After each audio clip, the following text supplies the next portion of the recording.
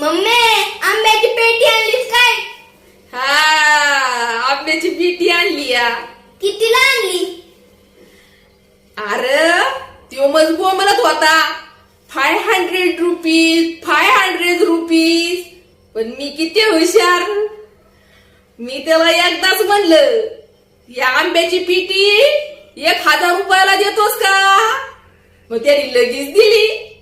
Mummy 500 rupees म्हणजे 500 रुपये. ते 500 रुपये जास्त घेतले तुझ्याकडून. आहेत का नाही आंबे ते तरी बघते यामध्ये. असते जड लागती पेटी.